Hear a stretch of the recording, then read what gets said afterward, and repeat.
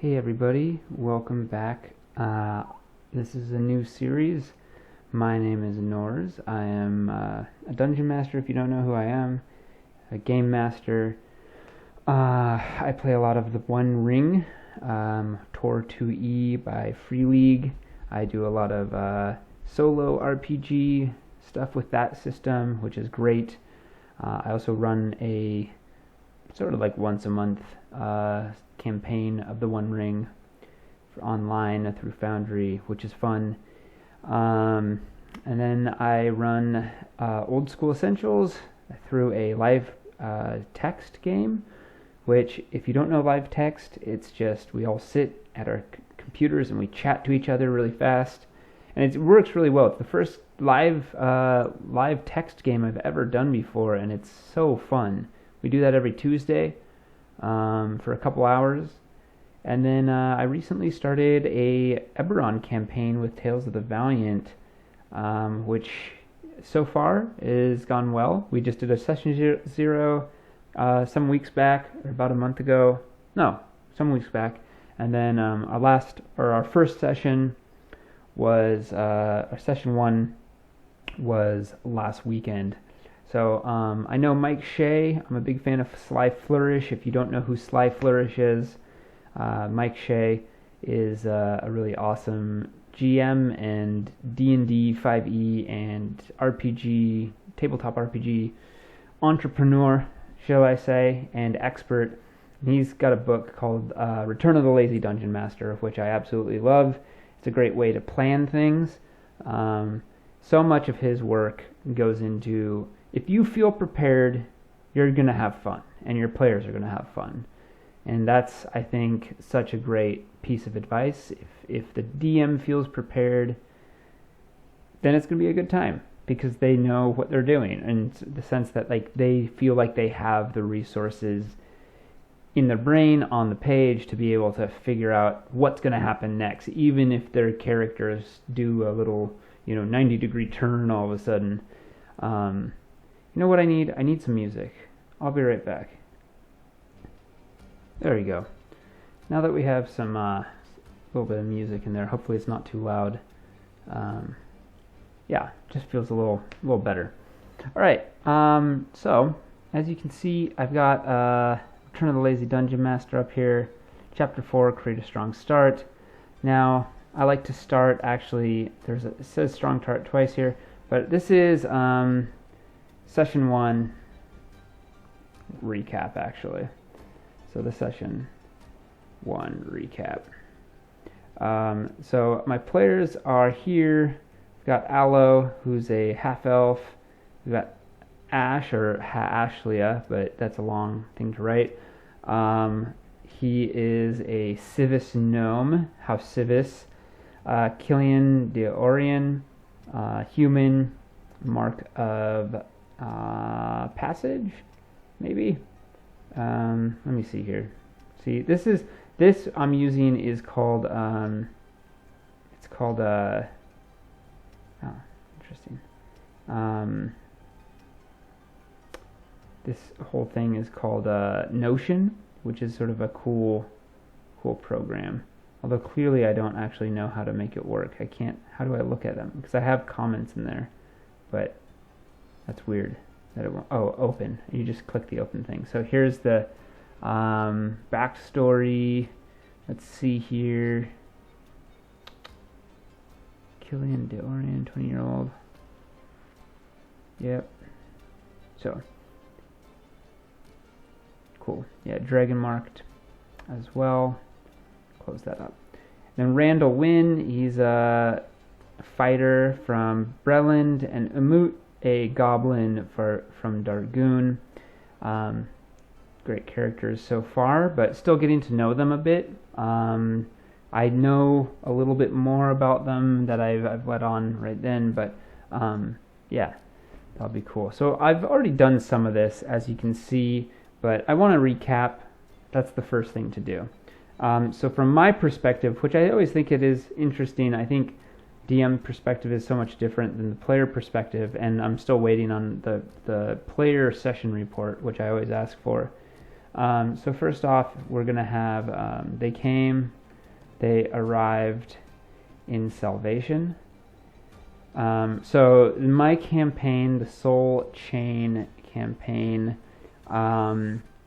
is sort of taking some of the elements of the Oracle of War, which was an Adventurers League alternative campaign a few years back at this point.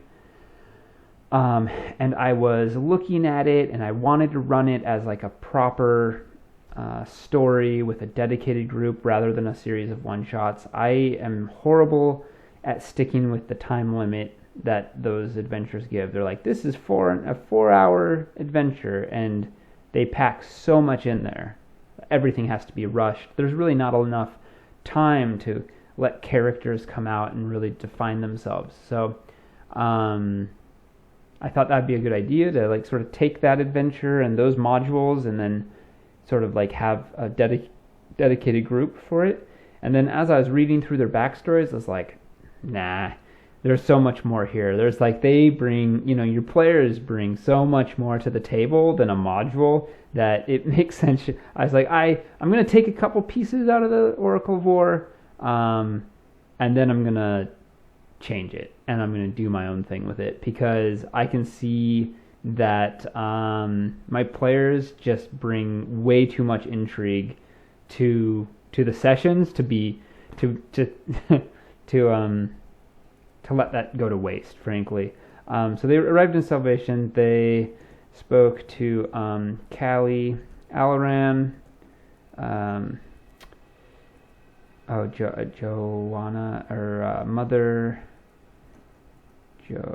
Johanna, and one of them, I think it was Killian, spoke to Drev.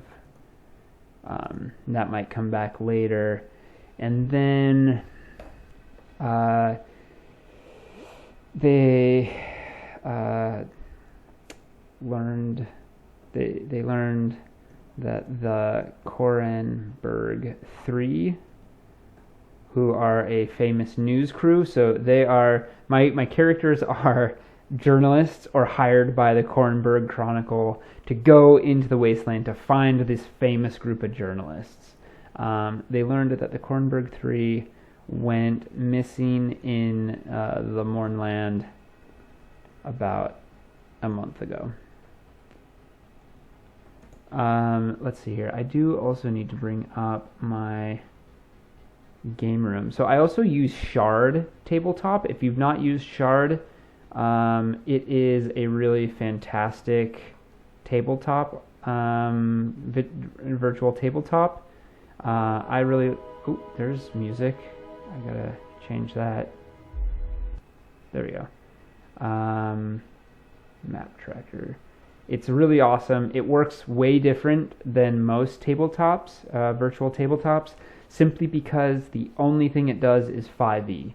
It does D&D 5e, and it does Tales of the Valiant 5e.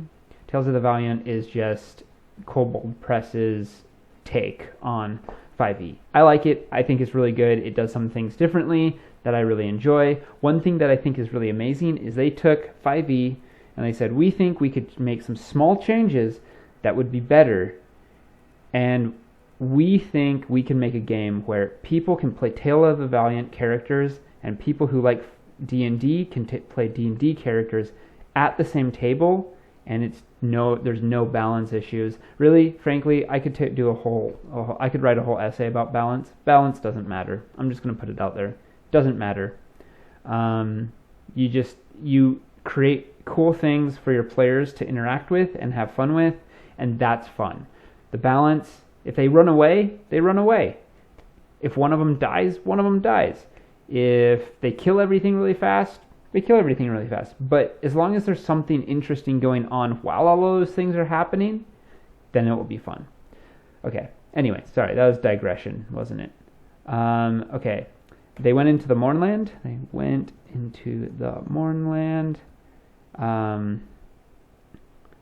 and through the gray wall, which is not a gray wall, but a gray mist, like that line there. You have to pass through this mist before you can come in there. And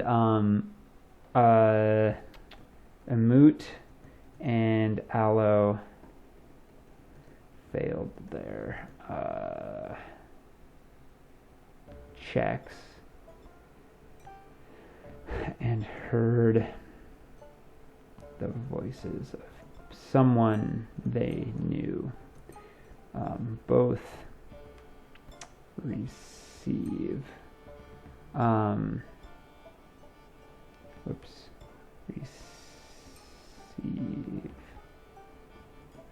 half healing until they leave the Mournland. But they don't know that yet. They know something happened. They know they failed their saves, but they don't actually know what it was. And so I'm gonna play it. The idea is that I'm gonna play it so that when they get healed, the magic like creeps up on them, and they hear this person's voice again. So it's like Umut heard this voice of his brother, sort of over his shoulder, saying something really, really messed up. And then Aloe heard like his old teacher, and yeah, so that was good. And then they traveled for a couple days before they met a group of 5 adventurers, or no, they're scavengers.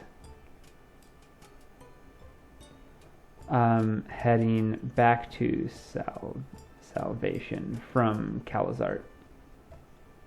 The 2 they got to know were Gremo, the dwarf, and Silence, a warforged scout. Gremo thinks the Korenberg Chronicle is propaganda. There we go. I'm not very good at spelling, apparently. Okay, there we go. The scavengers told them about a secret or unmarked rail line. So they were following the rails because they got a little confused. I think the players got a little confused that they thought they needed to follow the rails for some reason, even though I told them that, or one of the NPCs told them that I think Callie Alran told them that the Kornberg 3 were actually traveling the road towards Calazart, but then the players got a little confused. They were like, I think we need to follow the rail. And they're like, no, we don't need to follow the rail. But then I was like, I want them to follow the rail. I think that'd be more interesting than following the road. And so I had this random encounter already made up, and then I was like, oh, there's like this place where the rail, the pillars that are for the rail or for the lightning rail, they go off in like sort of swerve across away from the road during when this road goes into like this big gully and then back out. And they decided to go down the gully and then come up the other side, and that's when they found these scavengers. And the scavengers told them that they met the Korenberg 3, and the Korenberg 3 were with 3 Warforged as guards, and then they had talked about going to search for some type of facility, but what type of facility they weren't sure, and they had gone off the trail or off the road and followed the tracks, and the tracks diverge. One goes one way towards Calazart, the other one goes off and is unmarked on the map that our cartographer has, that's Killian. Killian's our cartographer. So, the scavengers told them about a secret unmarked railway, and they follow it. That's it. Yeah. And then what did they found? Oh yeah, and then they were treated to. They got caught. They got caught in a sandstorm.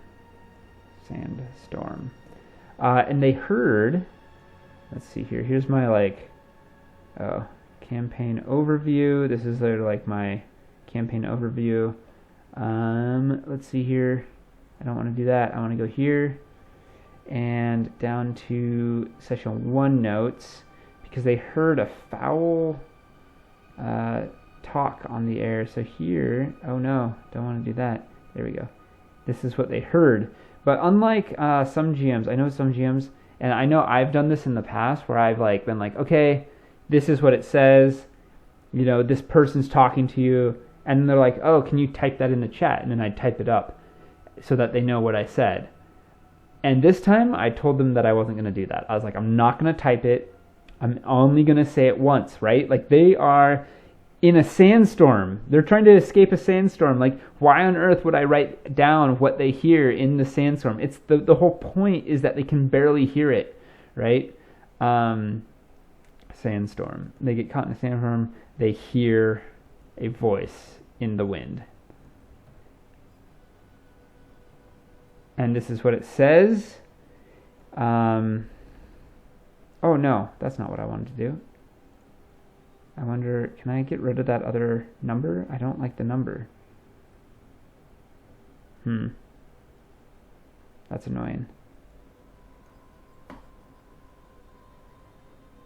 Oh, I know. There we go.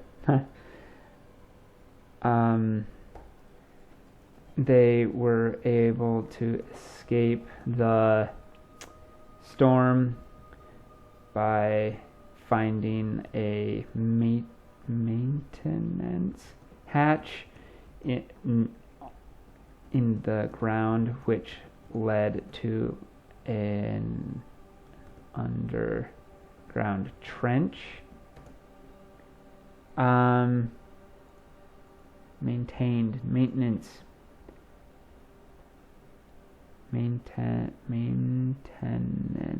This is embarrassing.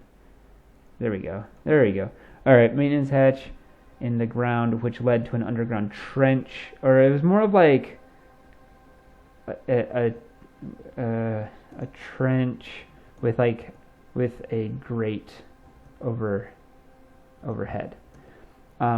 They traveled along this for a while. The trench bent west to follow the lightning rail pilings.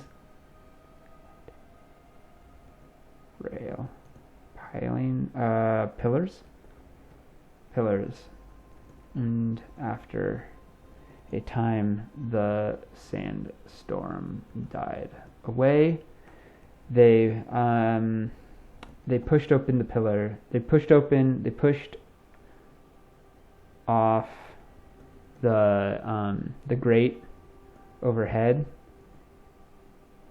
and that's where we are now. They see a body on the ground near a rail pillar, as well as several skeletons and a wisp. All right. And then end. Okay. That's where we ended. So we're just about to go into combat, which makes the strong start quite easy. The party is caught in a race against time to destroy the wisp before it takes control of the burned Warforged body. Now, the wisp is trying to enter its memory crystal,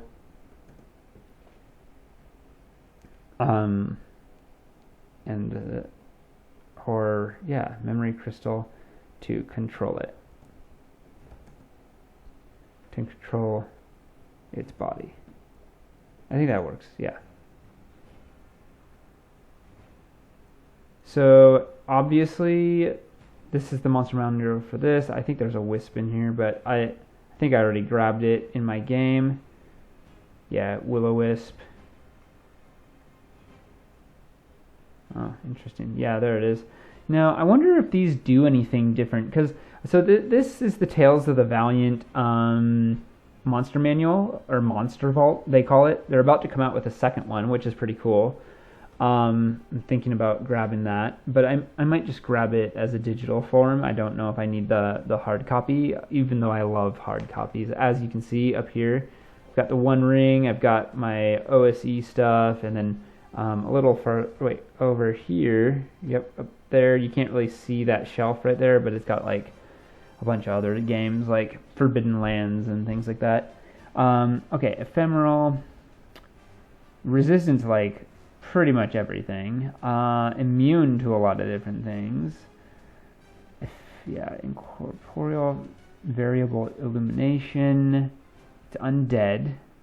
The will-o-wisp doesn't require, undead resilience. Oh, okay, interesting. Will-o-wisp takes 2 shock attacks. Invisibility. The will-o-wisp and its light magically become invisible until it attacks or uses its beckon. Okay. And then the will-o-wisp pulses, so beckon. Okay. Pulses. It's lightly, gently toward one creature. It can see within 30 feet of it. The target must succeed on DC 13 whiz save or use its reaction to move up to its speed toward the will-o-wisp by the most direct route. It doesn't avoid opportunity attacks or damaging terrain when moving. Wow, that's really good. And consume life. When a creature the will-o-wisp can see within 15 feet of it is reduced to 0 HP, the will-o-wisp can consume some of the creature's fading life. The will-o-wisp gains life. Okay.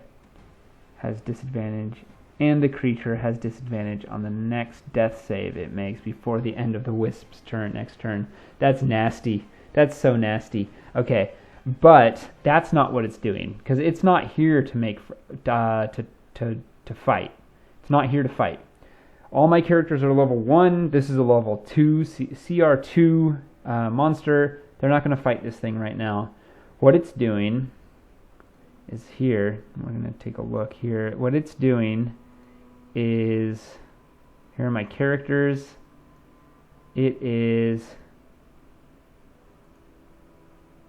trying to inhabit this body, which is a Warforged body. It's one of the Warforged that was guarding the Kornberg 3. If it is able... I should get rid of this. This guy... I think this guy's done, because I don't need this guy anymore. Okay, but I do need something else. So, tracker, add monster. I need a Warforged. I wonder.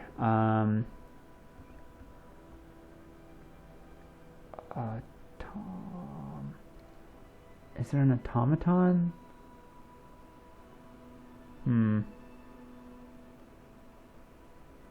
Robot? Maybe if I go type and go construct, maybe that would... Oh, interesting. That's pretty funny. The Clockwork. Clockwork Watchman. Empty Cloak. That doesn't help. These are all like... They're not human formed. Animated Armor. Sure. Knew that was coming. Oh, here we go. Clockwork Pugilist. That might work. Oh, here we go. Clockwork Soldier. That's cool. I think that works. That works great, actually. Yeah, so we'll add this monster. There we go. Go back to the map. Oh. Yeah. So I'm just gonna put this here, and if this, and then we can I can hide it so no one can see it. So my players won't be able to see this until it's going to take, I think, 2 rounds for the will-o-wisp to activate and get inside of this thing's body, and at which point the will-o-wisp will leave and this thing will rise and run away because it's trying to get away. The Wisp wants something that's inside the Warforged, specifically. It's very important. So the way that this VTT works is really cool. Instead of having layers and having all these different layers of different characters and different bad guys, they just do this thing where it's like you can drop a pin and that's your encounter. And so when you want to start the encounter, you just click Start Encounter. And when you want to view an encounter, you can view the encounter of like, it just shows you a new version of the map with just where you've positioned your tokens, your enemies, or your monsters, and then you can do all that. You can click on here, and then it actually shows you like all the different monsters you have. It shows you can add monsters, add token, add treasure. You can actually put treasure on the characters themselves, and when they die, then you can grant the treasure to the party by clicking on one of these. So I think that's a great idea. I should give them some treasure. Pick treasure token. Oh, I don't know if I want a treasure token. I just wanted... Oh, I think I did that wrong. Actually, hang on. Yeah, I think I can go like this. And I can... To add treasure, select coins or add items using an add item button. So I can add an item here. That's super cool. Or I can just give them some copper. Like I could go... I don't know. Let's just roll some dice maybe. Here, I'm gonna make this larger so I have some more real estate. So let's go to tracker. Oh, they don't have the dice roller in here though. Add item. So I guess I'll just roll a dice roller. We'll just go here and go to dice roller, which is like the simplest thing. Okay, a D6. Oh look.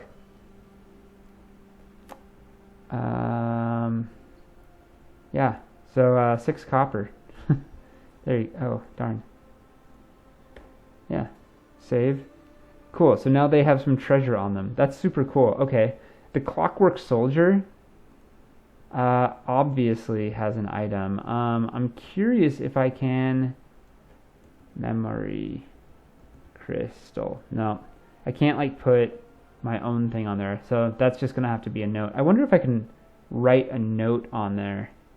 Remove view details, add to map, set inactive, show name, add condition. No, I can't. Okay, well that's something I'll just remember. I think these skeletons though would have some loot at least, like bow, weapon. Oh, interesting. Okay, that's how they do this. They clockwork, martial, ranged weapons. Cool. So, composite bow. Wow. I don't think that's right. Longbow, heavy crossbow, hand trebuchet, hand crossbow, composite bow, channel. Or it's just like a normal bow. Oh, is that a simple weapon? Probably. No. Oh, barge pole? No. Dart, pistol, oh, short bow. There we go. And that's fun. I love that. All right, that's fine. That's fine. They get a little bit of gold or a little bit of copper, and this is their first combat. So a little bit of copper. They get a bow out of it that they could sell back at Salvation. I think that's fine. They don't need to get something magical on their first encounter. So that's cool. That's cool. Okay, I'm gonna put this back on here, like so, and we're gonna go back to the world map. Boom. And the strong start. The party is caught in a race against time to destroy the Wisp before it takes control of the burned Warforged body. The Wisp is trying to enter its memory crystal to control its body and escape. Why is it trying to escape? Why wouldn't it just want to destroy? Oh, yeah, no, I think that makes sense. It wants to escape. Well, they just want to destroy the Warforged memory crystal. Or do they? Okay, I'm seeing a plot hole in my story. So the memory crystal has information about Caius from Karnath. Or, no, it doesn't have information. It has a memory from... It has a memory from the day, or the day of mourning near a ruin, near the gate, the glowing chasm, of a man with a flag in the mist, standing atop like a pile of rubble, and sort of standing against all odds, and a sea of undead crawling out of the chasm. So, why would this person, who is clearly some type of agent of death, why would they just be standing there? Or why would they care about this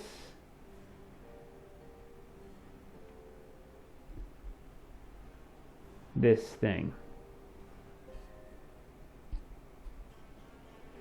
Why wouldn't they just want it destroyed? And then if that were the case, then wouldn't they just have the skeletons smash it to bits?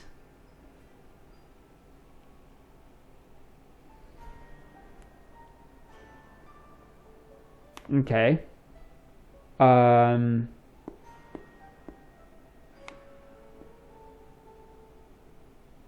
What else is on? I think the only thing I can think of is else is on.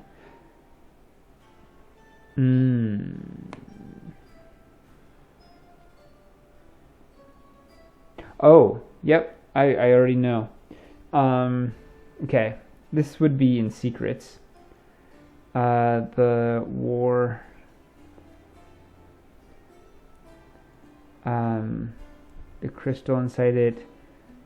I'm just gonna do the memory.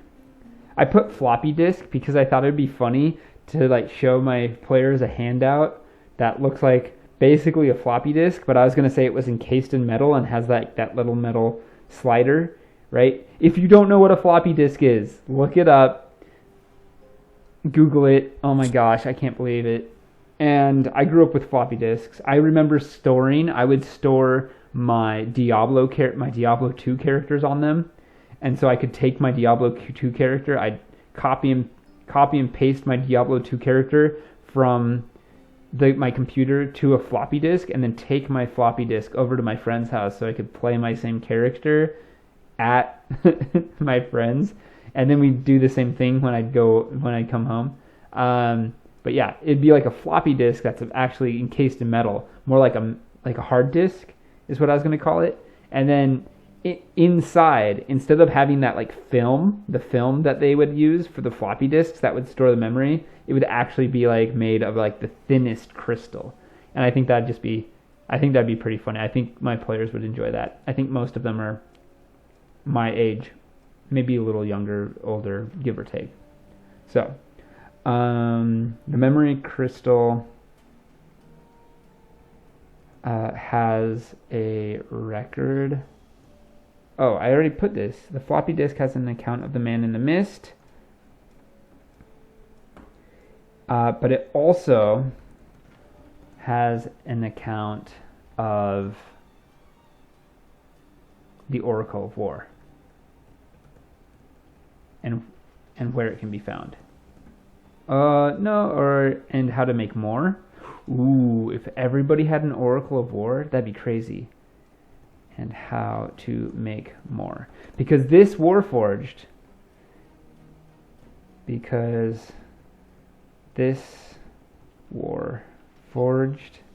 was stationed at the facility depot where the Oracle of War was made. A Kenneth scientist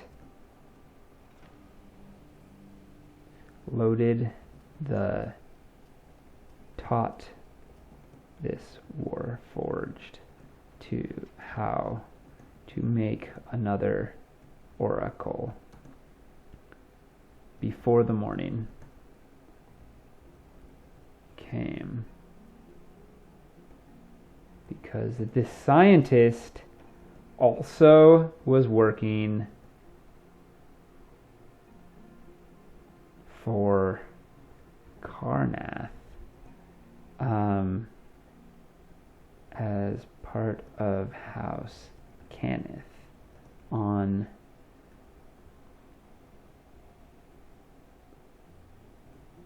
a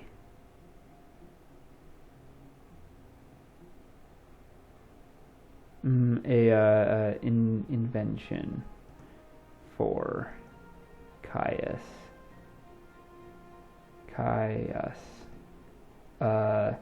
When did this is a question I have all of a sudden. Just FYI, ChatGPT, which I am terrified of, but also it's so handy for Eberron lore. When did Caius 1 lose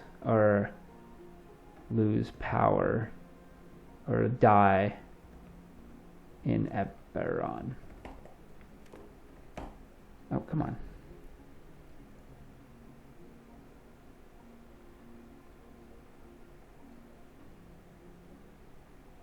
Wait, what?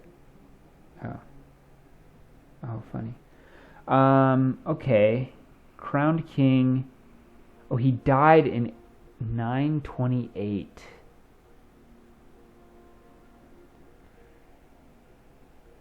Okay, so 928. It's the year not. So the day of mourning happens in 994. Oh, that's fine. Okay, this Cannith.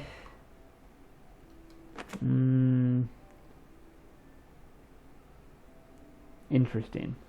I like this. Okay, so however, in classic Eberron, Cannith didn't truly die. He became a vampire. So I'm playing on that. I'm riffing on that. I'm not saying that Caius became a vampire. I'm saying he became a lich instead. And the way he did that was by walking not into Dolor, but through it. That is sort of like how he like transcended death by literally walking through the very like fabric of death. And he did it with the help of House Cannith. As part of House Cannith on an invention for Caius 1. But if he died in 928, well, no, okay, that actually, it works okay, because say Caius went, like the process of walking through Dolor would take a long time. But based on your campaign setting, this is crazy, where Caius became the first sentient undead and caused the day of mourning by breaching Dolor. It sounds like you're tweaking that canon. In your version, he might have never died in 928 in the traditional sense, or maybe his undeath started then, but took on a much more world-shaking form later. That's exactly what I'm trying to get at. Okay, so, because that's the case, that's so funny. Dude, AI is fucking creeping me out. Ugh. But it's so handy. It's so handy, but only because I know. I don't know.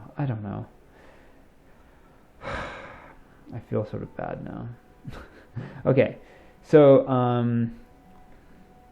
Caius 1, before his death in 929. What was that, right? 929? 928? Yep, 928. 928. When, yeah, it took Caius until 994 YK to breach Dollar and return. So the thing he has, the item he has, is a secret. Caius 3 has a is it a cloak? I think that would be cool. A cloak that shields you from, like, that lets you walk through the realm of death, right? The has a cloak that lets you walk through the realm of death unscathed and come out the other side. Cool. And this comes back, this idea comes back to that poem they heard. I've seen a world beyond the sky, looked death in the eye, it blinked and I walked through to come back made whole and new. Now, the Mournland, in my Mournland, is a Mournland in which memory and, like, personality or, like, identity is, like, under assault. And so even though he walked through Dolor and came back to the mortal plane, Caius is walking into the Mournland is like walking into Caius's mind, which is like he's spent almost 70 years or something in Dolor. Like, it messed him up horribly, and he came out the other side as a lich, and so, like, but his part of his mind is, like, created the morning. I love that. So, like, every single time they walk through it, it's him, but also it's the people who died there. It's the ghosts that died there, and part of, like, people's consciousness is beginning, like, pulled toward this rift because of what he's done. So, anyways, it's a cool idea. I have no idea how it's going to come to fruition or if it will, you know. But we'll see. We'll see what happens. Okay. Caius has a cloak that. Okay. I think this is enough. A couple more things. The depot looks nondescript, but okay, it looks prototype. Oracle War prototypes. Kazrin's typewriter is somewhere in one of the houses in the depot. What else? A lot of stuff about the Oracle of War and that. Here's some secrets. Mother Johanna is the point person for the Silver Flame, who are sending. They're sending in. Let's go down to secrets real quick. Scene outlines. I've already done that here. I don't really need to do more than that. Define clues and secrets. Anatomy and secrets. A secret or clue is a single sentence that encapsulates. Well, I'm doing a lot more than that. Abstract from people, places, and things. I don't do a very good job of that, do I? Mother Johanna is the point person for the Silver Flame, who are sending task forces into the Mournland to fight the undead. Because the Silver Flame is all about purging the undead from this world. So they're evil in their eyes. Secrets are not always real. Write down the secret 10 secrets per session. That's a lot. I mean, it is a lot, but it also actually gets you thinking about, like, it just gives you so many things to, like, toss out there. So, like, I don't know if, like, the fact that Mother Johanna is the point person for the Silver Flame who want to do, like, expeditions into the Mournland, but I think it's helpful to know that that's true, right? Yeah. Oh, another secret, Umut's brother is going to overthrow Haruk in Dargun. Or at least murder him.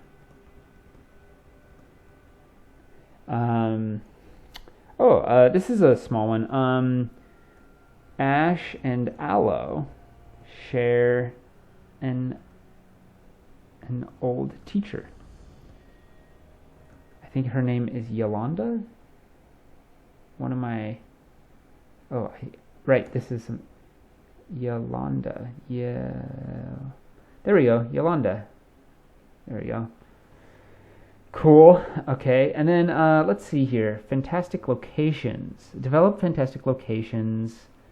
The Hill of the Great Skull. Start with an evocative title or name. So I guess I can build them here. Let's just go. Oops.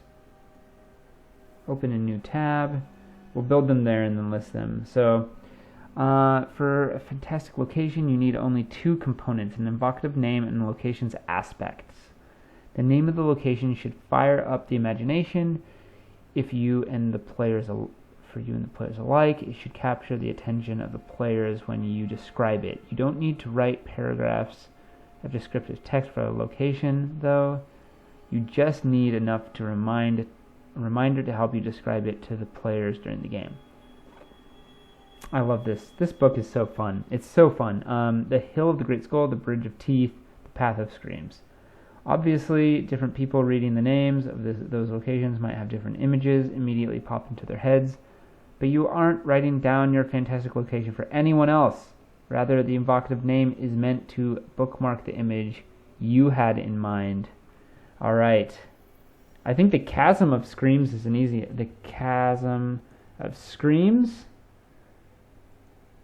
and it's a rift in the land that leaks the souls of the dead. Oh, that's nice. Yeah, that's good. Okay. What else? What else would be cool? A cool name. Let's just start with the name.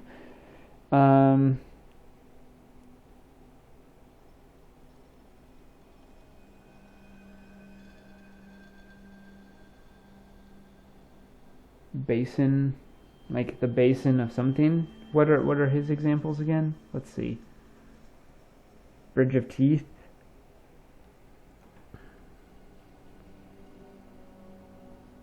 Bridge. No, not bridge. Basin. Oh. Of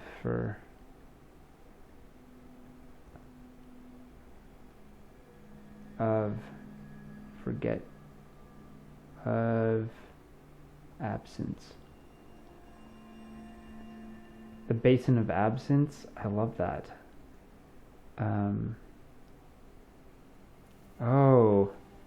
Okay.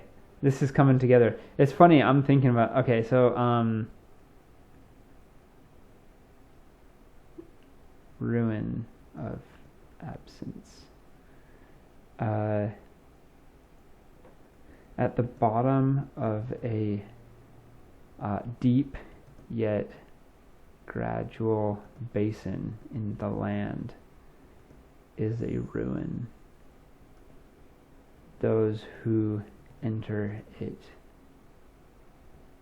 easily forget why they are there.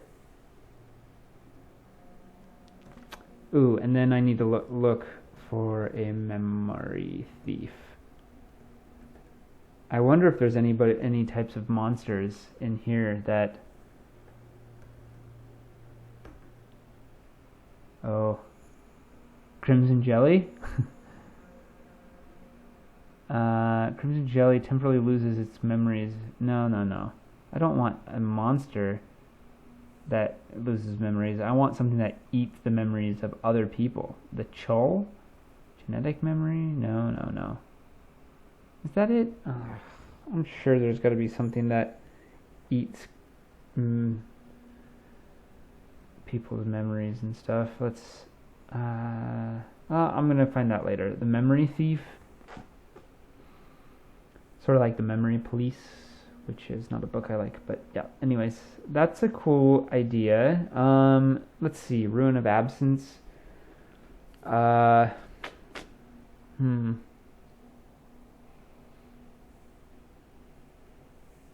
have to think on this. I'll be back. Alright, so I've busted out Tales of the Valiant Game Master Guide because I like it.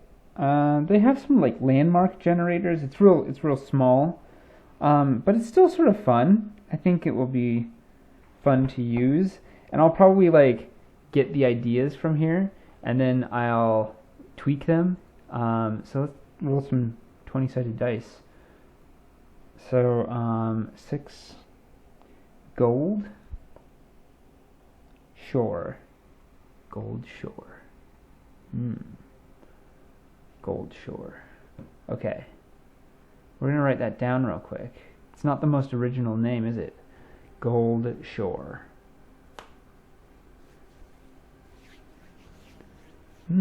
Okay.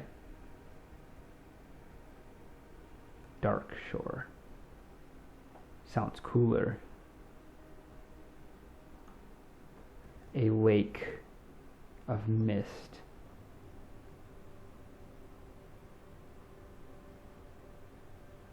With no water. At its center is an obelisk. Obelisk? Obelisk. It's not obelisk, it's obelisk. Obelisk. Those who touch it, what happens to them? Curse or boon? Are spoken to by... What's something from Eberron that could speak to them? Let's take a look at some of the lore. What powers rule death in Eberron? Oops. Okay, yes, I knew this. So Dolora is the realm of death. Yes. Okay. The blood of Vold, the undying court, two faces of death defied. Oh, the Arenal elves. Dead. Belief. Honor the dead by preserving their wisdom. Practice. Positive energy powered. Undying. Not undead. Sustained by reverence. And Irian light/life energy. I really like this idea that the obelisk actually is like a speaking stone to these elves. That'd be cool. Or the keeper. It could be the keeper. I think this would make a lot of sense. So maybe the keeper is trying to communicate with people to warn them of Caius, because Caius is taking over his land. Wouldn't that be interesting to like have my characters would either have to ally themselves with the keeper, evil god of death, greed and decay, worshipped by some necromancers and monsters. Cool. And ally themselves with Caius, or ally themselves with someone else completely, like one of the nations, to try to defeat him. Okay, who's Rizia Mumbai? The plains of eternal stillness and entropy. Mabar. Plane of eternal night, drains life, strongly tied to negative energy, and then death. Most undead draw power from Mabar. Rizia, plane of ice. Other concepts to consider: the silver flame opposes undead. Yes. The Raven Queen, non-canon but ported by some. In homebrew or crossover campaigns, some DMs use her as a personification of death, soul passage, or fate. Kari of Dalkor, while not directly ruling death, they fear dolor, souls escaping the dream, breaking the cycle, etc. I think it's got to be the keeper. Maybe there's more than one of these. Yeah. So Darkshore is the keeper, and that's why it's got the mists all around it. And we're gonna rename it Darkstone. It's funny, we started with Goldshore, and here we got Darkstone, and then we've also got Brightstone, which is surrounded by, or also a lake of radiant light that blinds the eye. No one can walk through it. Oh, without becoming blind for 1d6 days. Yes, even with their eyes closed. Their eyes closed. Okay. Does magical darkness change that? Magical darkness has no effect. I want there to be a cost for this, okay? And then at the center, a pale,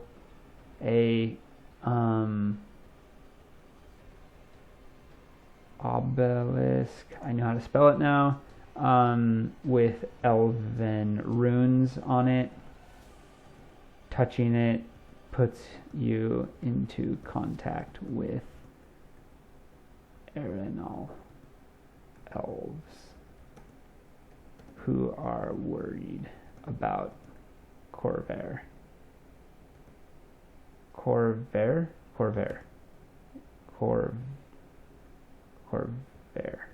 I don't know, something like that. That's cool. Okay. At its center. Okay. No water. Those who enter it are plunged into a magical darkness. No light can be seen.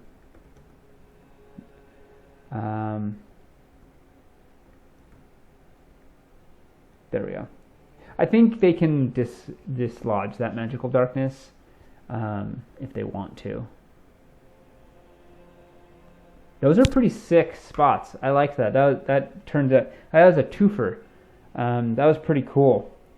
Very, very cool. Yeah. Okay. Maybe do one more of those. Let's do one more. Well, let me see here. What else do I have to do? Fantastic dungeons, fantastic locations, Fang of the First Worm, Floating Geode, Bones of the Behemoth, building fantastic dungeons.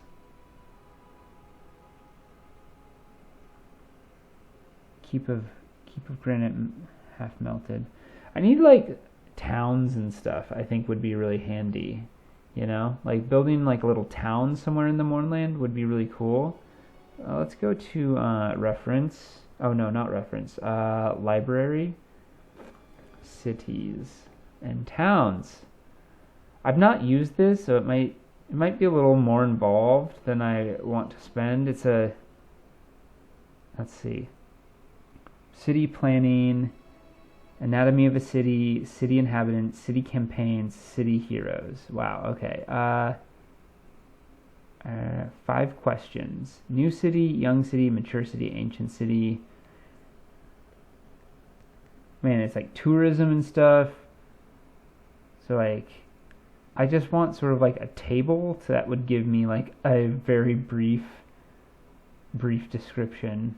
And then they have a whole magic thing, healthcare. My goodness. City inhabitants. Rulers, guilds, organizations. But there's called cities and towns. Where are the towns at? I don't see many towns. Let's go back to city planning. They should say like, oh, here we go, towns. Oh, that's all they have for towns? That's frustrating. Fewer to a couple of thousand citizens or more are considered proper towns. They appear and grow on highly advantageous sites. Ah, okay. I get that. Let's roll a couple more d6, and we're going to make a town real quick. 5 and 17. East Shore. Why do I keep on rolling a 17? I sort of imagine this as Edoras, though. I don't really want to use East Shore. So I'll do like East something. Eastwatch? Yeah, there you go. Whoa, what? It just, no thank you. Eastwatch, we'll go back to that. New page? That's weird. Okay, there we go. Eastwatch. Town. Town of wood and stone. Not ruined. These people live here. It's like, it's similar to people who refused to leave Chernobyl after the meltdown. They are survivors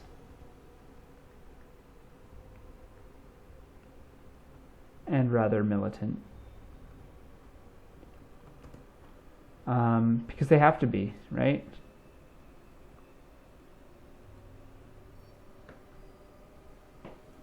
Oh my gosh. There you go. What?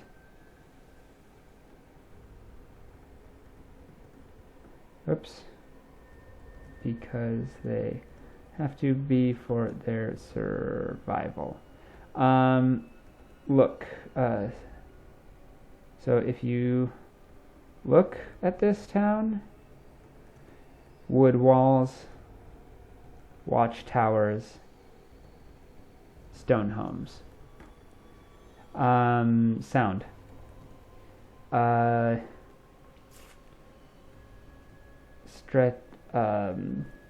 Sharpened spears and weapons. Horses, sheep, and children crying. Smell. Fire, smoke, blackweed, or gumrot.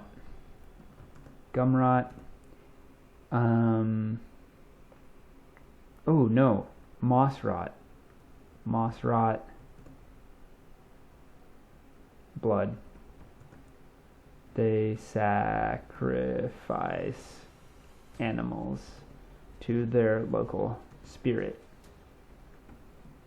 Cool. Look here. Look. Sight, sound, smell, touch. I don't know. All right. Let's go to populace, inhabitants. I think that's handy. City council, ruler. My cat's here. You want to come up? Come on. Come on. Oh, hello. This is my cat. This is Wellington. He's my good cat. Oh, he just saw a bird. So he's like looking outside real intently. Hi, honey. Hi.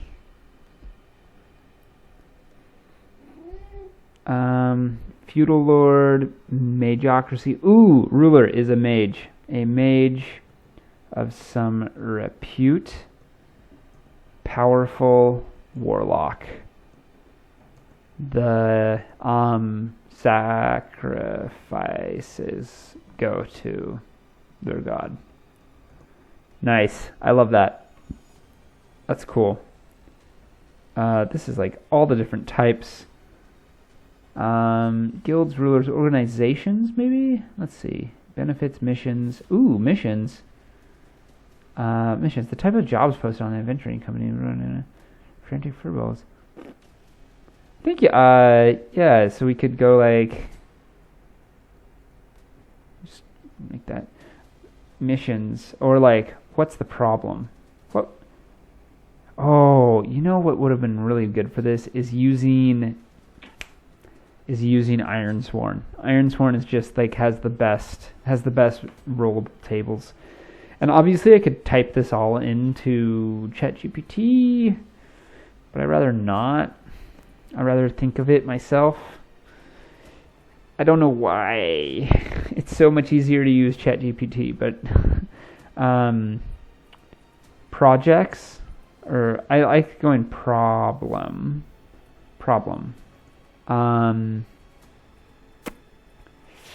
Everyone is a werewolf. I love lycanthropy. I think lycanthropy is super cool. So they're all werewolves. So every full moon, which they never know when it's going to be because they're in the Mournland, they all turn into monsters. I think that's super fucking fun. That's super fun. Yeah. And then project. They need a project. Like something they're trying to accomplish, right? Is... See, like... Ironsworn has a table for all of these things. So their project is... Is it subsist? That seems unfriendly. Subsist and...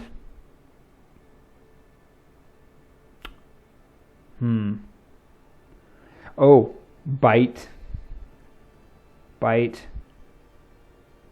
others to join them. Wow. That just turned into a really bad situation if my characters happen across this town. Eastwatch.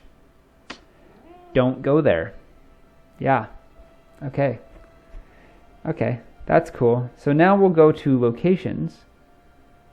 And I can link to my locations at Stone. Darkstone.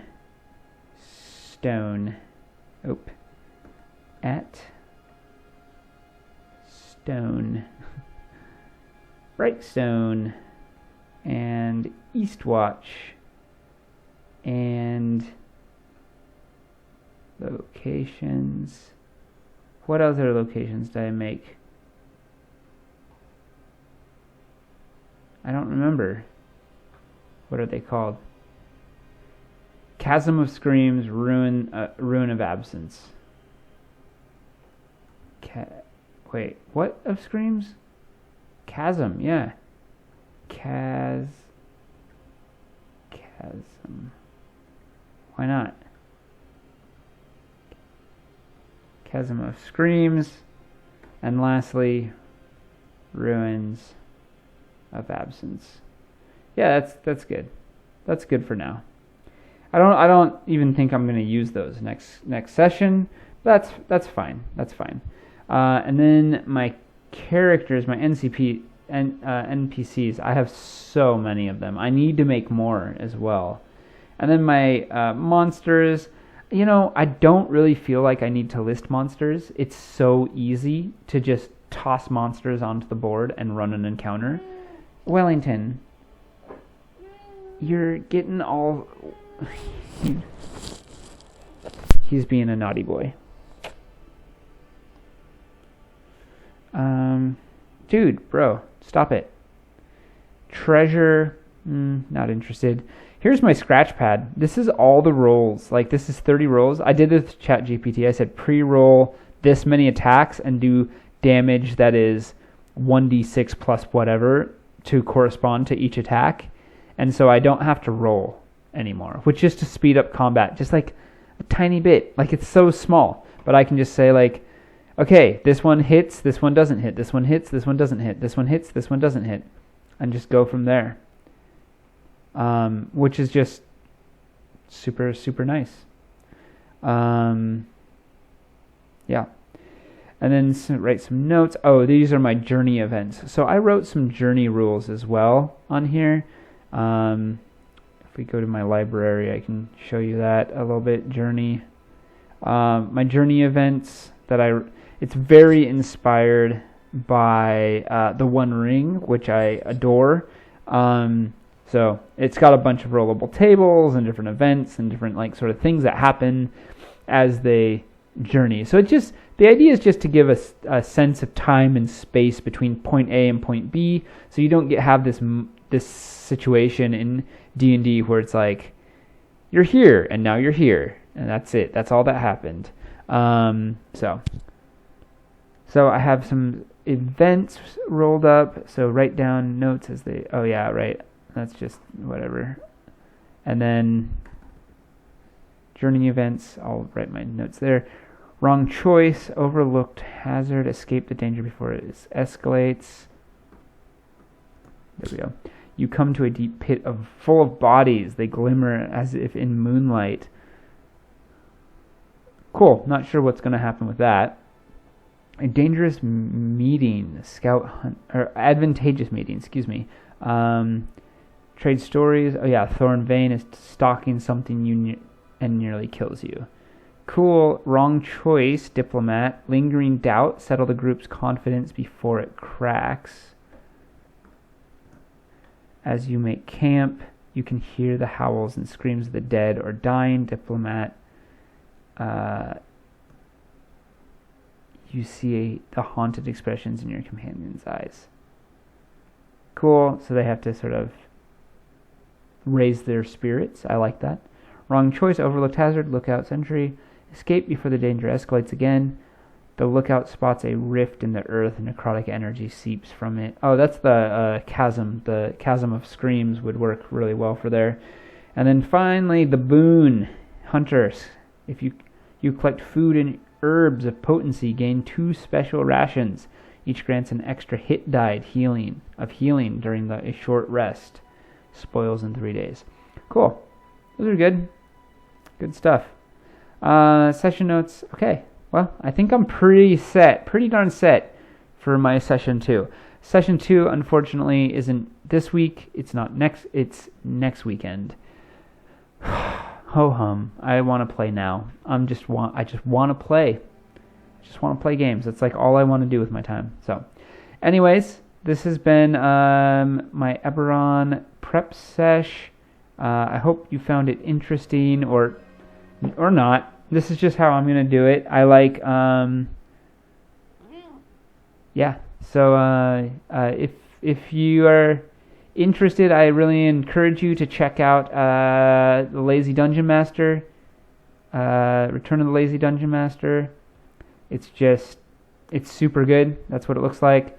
It's by Sly Flourish, who is Mike Shea.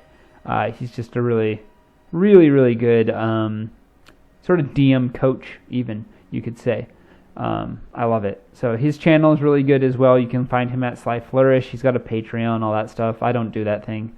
I wish I had the time and energy and was good enough at this stuff to actually, like, I don't know, create content that people would buy, but I don't. So I don't have the time or the space or the ability to make a living doing it. So, all right. Until next time, hopefully I'll have an actual play up at some point of my solo stuff in the next week or so. I don't know. It's hard. I'm back at work. I'm a teacher, and so summer break's over, spring break is over, and sort of just back to the work and the slog of the kids and hanging out with the kids. So it's hard for me to make time to play. Anyways, until next time, see you later.